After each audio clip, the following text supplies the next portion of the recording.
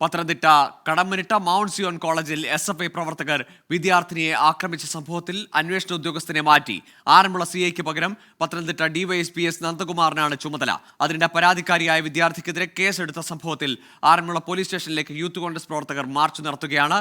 ശ്രീജിത്ത് ശ്രീകുമാരൻ ചേരുന്നുണ്ട് പത്തനംതിട്ടയിൽ നിന്ന്. ശ്രീജിത്ത്, ബാരിക്കേഡ് മറിച്ചിടാനുള്ള ഒരു ശ്രമമുണ്ടായിരുന്നു യൂത്ത് കോൺഗ്രസ് പ്രവർത്തകരുടെ ഭാഗത്തു നിന്ന്. ആ ശ്രമത്തിൽ നിന്ന് അവർ പിന്മാറിയോ? ഇപ്പോൾ ഏത് നിലയിലാണ് ആ പ്രതിഷേധം പുരോഗമിക്കുന്നത്?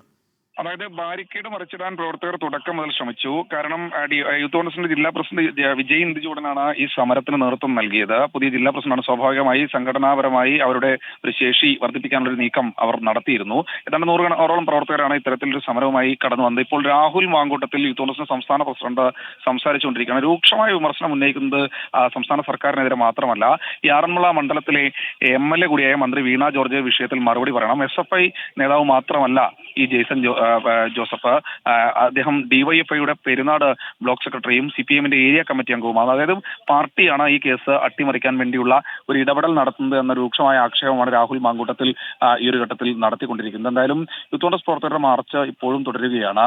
പോലീസിന്റെ നേതൃത്വത്തിൽ നേരത്തെ സൂചിപ്പിച്ചതുപോലെ ഈ അന്വേഷണ ഉദ്യോഗസ്ഥനായ ആറന്മുള CI വിനോദിനെ മാറ്റി ഇപ്പോൾ അന്വേഷണ ചുമതല പത്തനംതിട്ട DYSP S നന്ദകുമാറിന് നൽകിയിട്ടുണ്ട്. നമ്മൾ നേരത്തെ സൂചിപ്പിച്ചതുപോലെ 3ഓളം കേസുകളാണ് ഈ പരാതിക്കാരിയായ വിദ്യാർത്ഥിനിക്കെതിരെ എടുത്തത്.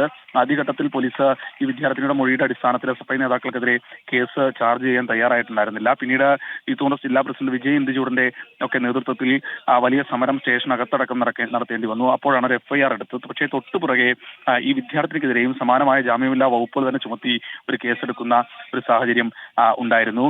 അതിനുശേഷമാണ് വീണ്ടും ഒരു പട്ടികവർഗ സംരക്ഷണ നിയമപ്രകാരം അർജുൻ എന്ന വിദ്യാർത്ഥിയുടെ പരാതിയുടെ അടിസ്ഥാനത്തിൽ കേസെടുക്കുന്നു. അതിന് തൊട്ടു മുൻപ് കാവ്യ എന്ന ഒരു വിദ്യാർത്ഥിയുടെ പരാതിയുടെ അടിസ്ഥാനത്തിൽ കേസെടുത്തിരുന്നു. അങ്ങനെ 3ഓളം കേസുകൾ ജാമ്യമില്ലാ വകുപ്പ് പ്രകാരം തന്നെ ഈ നിള എന്ന ഈ പരാതിക്കാരിയായ വിദ്യാർത്ഥിനിക്കെതിരെ എടുക്കുന്ന ഒരു സാഹചര്യം ഉണ്ടായി.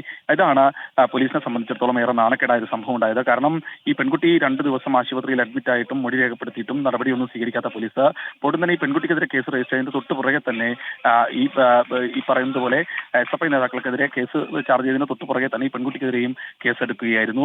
ഇത് പ്രതികാര നടപടിയാണ്. SFI നേതാക്കൾക്കെതിരെ ഇപ്പോൾ ഉള്ളത് ഒരു കേസ് മാത്രമാണ്. പക്ഷേ ഈ പരാതിക്കാരിയായ പെൺകുട്ടിക്കെതിരെ ഇപ്പോൾ എടുത്തിരിക്കുന്നത് 3ഓളം കേസുകളാണ്. അതും ജാമ്യമില്ലാ പ്രകാരം. ഈ കേസുകൾ റദ്ദാക്കാൻ ഹൈക്കോടതിയെ സമീപിക്കാൻ ഒരുങ്ങുകയാണ് ഈ പരാതിക്കാരി. എന്തായാലും ഈ വിഷയത്തിൽ കൃത്യമായ ഇടപെടൽ CPM നേതൃത്വത്തിന്റെ ഭാഗത്തു നിന്ന് നടന്നിട്ടുണ്ട് എന്നാണ് യൂത്ത് കോൺഗ്രസ് നേതാക്കൾ ഇപ്പോൾ ഉന്നയിക്കുന്നത്.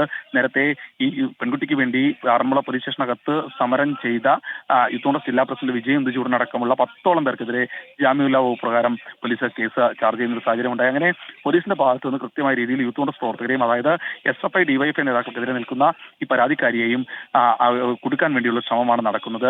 അതിൽ CPMന്റെ ഇടപെടലുണ്ട് എന്നാണ് യൂത്ത് കോൺഗ്രസിന്റെ വാദം. എന്തായാലും സമരം ഇപ്പോൾ യൂത്ത് കോൺഗ്രസിന്റെ മാർച്ച് ഇപ്പോഴും തുടരുകയാണ്. രാഹുൽ മാങ്കൂട്ടത്തിന്റെ ഉദ്ഘാടന പ്രസംഗവും ഇപ്പോഴും തുടരുകയാണ്. ശരി ശ്രീജിത്ത്, മൗണ്ട് സിയോൺ കോളേജിലെ സംഘർഷവുമായി ബന്ധപ്പെട്ട് പരാതിക്കാരിക്കെതിരെ 3 കേസ് രജിസ്റ്റർ ചെയ്തപ്പോൾ SFI പ്രവർത്തകർക്കെതിരെ എടുത്തത് ഒരു കേസ് മാത്രമാണ്. ഇതിൽ പ്രതിഷേധിച്ചുകൊണ്ടാണ് ഇപ്പോൾ യൂത്ത് കോൺഗ്രസ് പ്രവർത്തകർ ആറന്മുള സ്റ്റേഷനിലേക്ക് മാർച്ച് നടത്തുന്നത്. അന്വേഷണ ഉദ്യോഗസ്ഥനെ മാറ്റിയെങ്കിൽ പോലും യൂത്ത് കോൺഗ്രസിന്റെ പ്രതിഷേധം തുടരുകയാണ്. പ്രത്യേകിച്ച് പരാതിക്കാരിയായ പെൺകുട്ടിക്കെതിരെ 3 കേസുകൾ രജിസ്റ്റർ ചെയ്ത സാഹചര്യത്തിൽ. ശ്രീകുമാരനാണ് വിവരങ്ങൾ നൽകിയത്. 24 അഞ്ചിന്റെ വജ്രത്തിളക്കം.